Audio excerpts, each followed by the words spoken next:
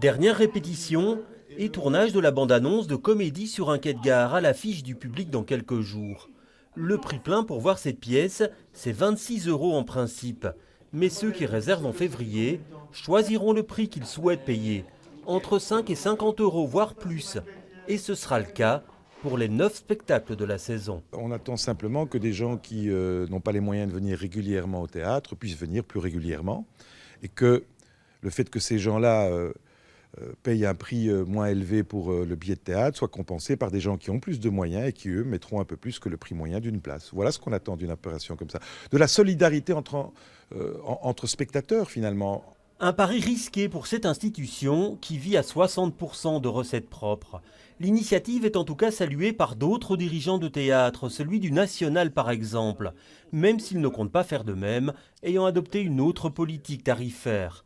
Une place au National, c'est 21 € pour la majorité des spectacles, 30 pour les grandes scènes comme Quirina à l'affiche actuellement. Un prix justifié par l'ampleur des moyens déployés. Mais rares sont ceux qui paient le tarif plein.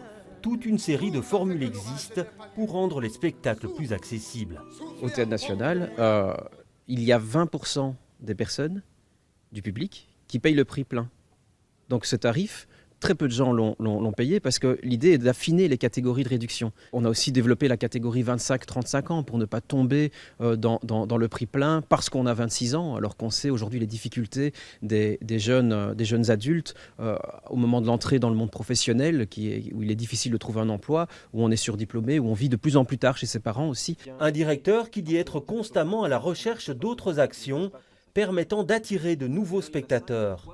C'est le cas aussi du théâtre Le Public, qui se lance donc dans cette nouvelle aventure, convaincu que la culture est un bien de première nécessité.